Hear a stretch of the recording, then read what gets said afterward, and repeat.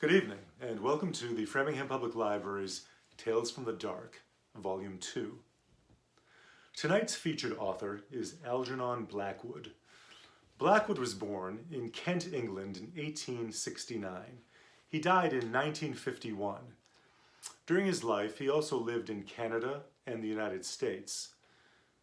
He was a newspaper reporter who covered gruesome crimes in New York City.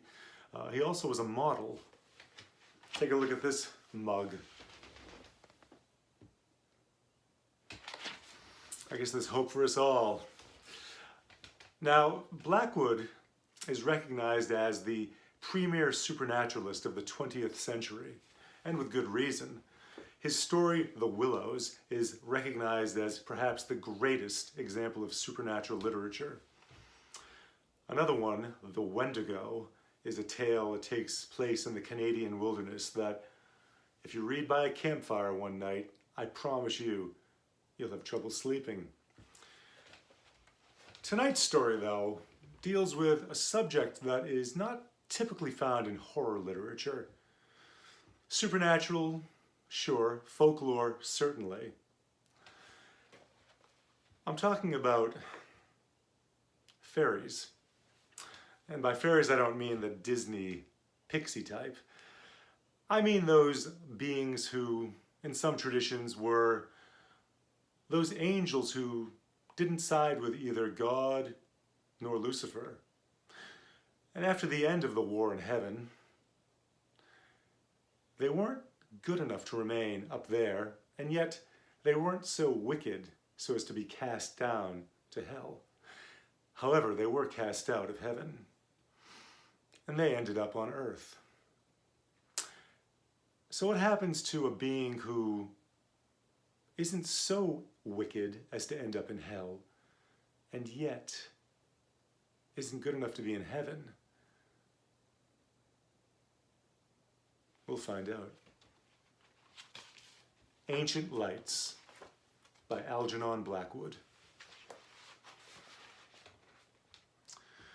From Southwater, where he left the train, the road led due west. That he knew. For the rest he trusted to luck, being one of those born walkers who dislike asking the way. He had that instinct, and as a rule it served him well. A mile or so due west along the sandy road till you come to a stile on the right, then across the fields. You'll see the red house straight before you.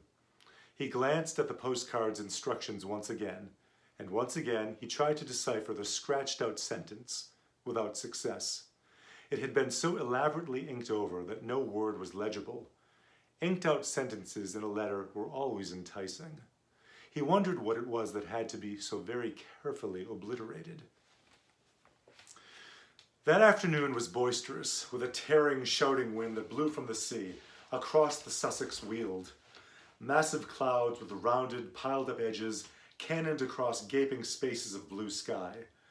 Far away, the line of downs swept the horizon like an arriving wave. Chantonbury Ring rode their crest, a scudding ship hull down before the wind. He took his hat off and walked rapidly, breathing great draughts of air with delight and exhilaration. The road was deserted. No horsemen, bicycles, or motors. Not even a tradesman's cart. No single walker. Keeping a sharp eye for the stile, he pounded along, while the wind tossed the cloak against his face and made waves across the blue puddles in the yellow road. The trees showed their underleaves of white. The bracken and the high new grass bent all one way. Great life was in the day, high spirits and dancing everywhere. And for a Croydon surveyor's clerk just out of an office, this was like a holiday at the sea. It was a day for high adventure, and his heart rose up to meet the mood of nature. His umbrella with the silver ring ought to have been a sword, and his brown shoes should have been top boots with spurs upon the heels. Where hid the enchanted castle and the princess with a hair of sunny gold? His horse, the stile came suddenly into view and nipped adventure in the bud. Everyday clothes took him prisoner again. He was a surveyor's clerk, middle-aged, earning £3 a week, coming from Croydon to see about a client's proposed alterations in a wood, something to ensure a better view from the dining room window. Across the fields, perhaps a mile away, he saw the red house gleaming in the sunshine, and resting on the stile a moment to get his breath, he noticed a copse of oak and hornbeam on the right. Aha, he told himself. So that must be the wood he wants to cut down to improve the view. I'll have a look at it. There were boards up, of course, but there was an inviting little path as well. I'm not a trespasser, he said. It's part of my business, this is. He scrambled awkwardly over the gate and entered the copse. A little round would bring him to the field again. But the moment he passed among the trees, the wind ceased shouting, and a stillness dropped upon the world. So dense was the growth that the sunshine only came through in isolated patches. The air was close. He mopped his forehead and put his green felt hat on, but a low branch knocked it off again at once, and as he stooped, an elastic twig swung back and stung his face. There were flowers along both edges of the little path. Glades opened on either side. Ferns curved about in damper corners, and the smell of earth and foliage was rich and sweet. It was cooler here. What an enchanting little wood, he thought, turning down a small green glade where the sunshine flickered like silver wings. How it danced and fluttered and moved about. He put a blue flower in his buttonhole, dark blue. Again his hat, caught by an oak branch as he rose, was knocked from his head, falling across his eyes. And this time he did not put it on again. Swinging his umbrella, he walked on with uncovered head, whistling rather loudly as he went. But the thickness of the trees hardly encouraged whistling, and something of his gaiety and high spirits seemed to leave him. He suddenly found himself treading circumspectly and with caution. The stillness in the wood was so peculiar. There was a rustle among the ferns and leaves, and something shot across the path 10 yards ahead, stopped abruptly an instant, with head cocked sideways to stare, then dived again beneath the underbrush with the speed of a shadow. He started like a frightened child, laughing the next second that a mere pheasant could have made him jump. In the distance he heard wheels upon the road, and wondered why the sound was pleasant. Good old butcher's cart, he heard himself say, then realized that he was going in the wrong direction and had somehow got turned around. For the road should be behind him, not in front. And he hurriedly took another narrow glade that lost itself in greenness to the right. That's my direction, of course, he said. The trees have mixed me up a bit, it seems. Then found himself abruptly by the gate he had first climbed over. He had merely made a circle. Surprise became almost discomfiture then. And a man, dressed like a gamekeeper in browny green, leaned against the gate, hitting his legs with a switch. I'm making for Mr. Lumley's farm, explained the walker. This is his wood, I believe. Then stopped dead, because it was no man at all, but merely an effect of light and shade and foliage. He stepped back to reconstruct the singular illusion, but the wind shook the branches roughly here on the edge of the wood, and the foliage refused to reconstruct the figure. The leaves all rustled strangely. And just then the sun went behind a cloud, making the whole wood look otherwise. Yet how the mind could be thus doubly deceived was indeed remarkable, for it almost seemed to him the man had answered, spoken, or was this the shuffling noise the branches made, and had pointed with his switch to the notice board upon the nearest tree. The words rang on in his head, but of course he had imagined them. No, it's not his wood, it's ours. And some village wit, moreover, had changed the lettering on the weather-beaten board, for it read quite plainly, "Trespassers will be persecuted." And while the astonished clerk read the words and chuckled, he said to himself, thinking what a tale he'd have to tell his wife and children later, "The blooming wood has tried to chuck me out, but I'll go in again. Why, it's only a matter of a square acre at most. I'm bound to reach the fields on the other side if I keep straight on." He remembered his position in the office. He had a certain dignity to maintain. The clouds passed from below the sun, and light splashed suddenly in all manner of unlikely places. The man went straight on. He felt a touch of puzzling confusion somewhere. This way the copse had of shifting from sunshine into shadow doubtless troubled sight a little. To his relief, at last, a new glade opened through the trees and disclosed the fields with a glimpse of the red house in the distance at the far end. But a little wicket gate that stood across the path had first to be climbed, and as he scrambled heavily over, for it would not open, he got the astonishing feeling that it slid off sideways beneath his weight and towards the wood. Like the moving staircase at Harrod's and Earl's Court, it began to glide off with him. It was quite horrible.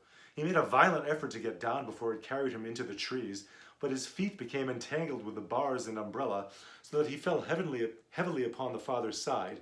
Arms spread so crossed the grass and nettles. Boots clutched between the first and second bars.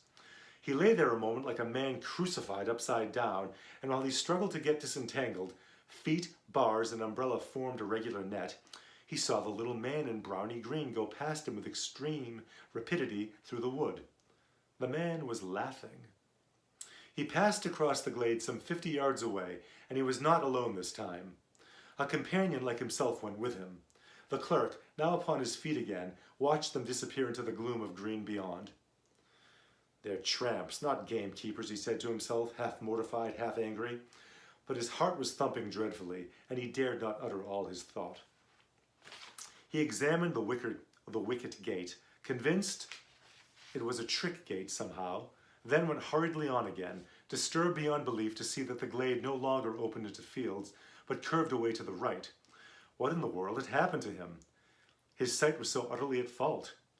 Again the sun flamed out abruptly and lit the floor of the wood with pools of silver, and at the same moment a violent gust of wind passed shouting overhead. Drops fell clattering everywhere upon the leaves, making a sharp pattering as of many footsteps. The whole copse shuddered and went moving.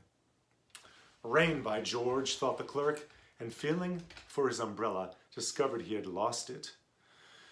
He turned back to the gate and found it lying on the farther side. To his amazement, he saw the fields at the far end of the glade, the red house, a shine in the sunset. He laughed then, for of course in his struggle with the gate he had somehow got turned round, had fallen back instead of forwards. Climbing over, this time quite easily, he retraced his steps. The silver band, he saw, had been torn from the umbrella. No doubt his foot, a nail or something had caught it and ripped it off. The clerk began to run. He felt extraordinarily dismayed. But while he ran, the entire wood ran with him, round him, to and fro, trees shifting like living things, leaves folding and unfolding, trunks darting backwards and forwards, and branches disclosing enormous empty spaces, then closing up again before he could look into them.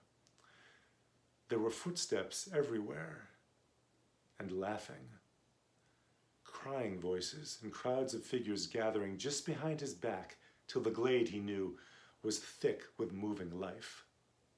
The wind in his ears, of course, produced the voices and the laughter, while sun and clouds, plunging the copse, alternately in shadow and bright dazzling light, created the figures.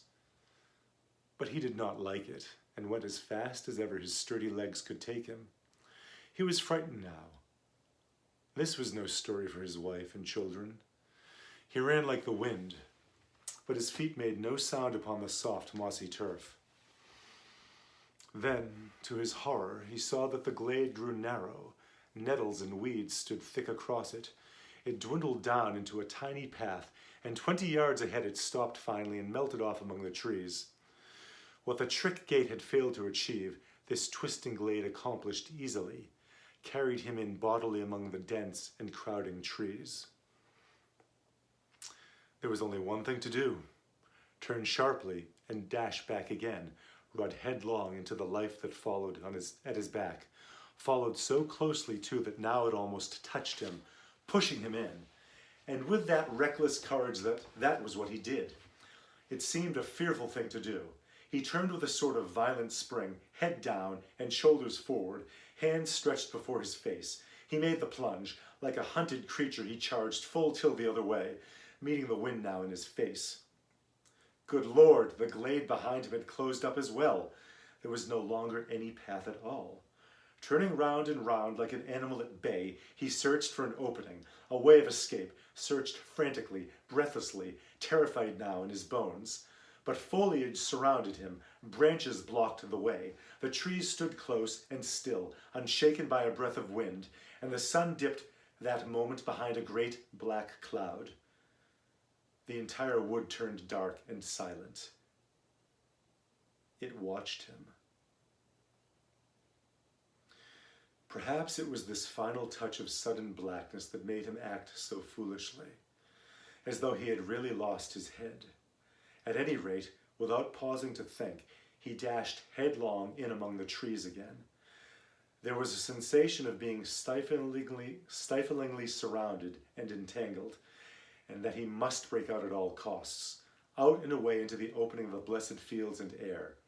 He did this ill-considered thing, and apparently charged straight into an oak that deliberately moved into his path to stop him. He saw it shift across a good full yard, and being a measuring man, accustomed to theodolite and chain, he ought to know. He fell, saw stars, and felt 1,000 tiny fingers tugging and pulling at his hands and neck and ankles. This stinging nettles, no doubt, were responsible for this. He thought of it later. At the moment, it felt diabolically calculated. But another remarkable illusion was not so easily explained. For all in a moment, it seemed, the entire wood went sliding past him with a thick, deep rustling of leaves and laughter, myriad footsteps and tiny little active, energetic shapes. 2 men in brawny green gave him a mighty hoist, and he opened his eyes to find himself lying in the meadow again, the stile, where his incredible adventure had begun.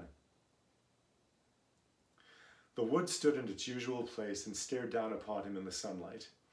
There was the red house in the distance as before.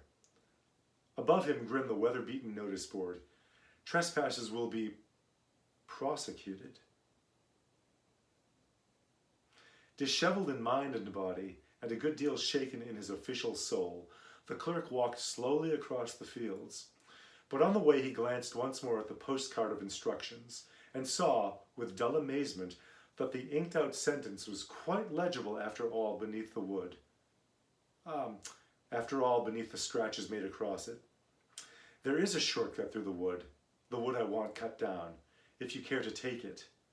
Only care was so badly written, it looked more like another word. The C was uncommonly like D. That's the copse that spoils my view of the downs, you see, his client explained to him later, pointing across the fields and referring to the ordnance map beside him. I want to cut down on a path made so-and-so. His finger indicated direction on the map. The Fairy Wood, it's still called, and it's far older than this house. Come now, if you're ready, Mr. Thomas. We might go out and have a look at it. So next time you take a walk in the woods, my friends, just be aware.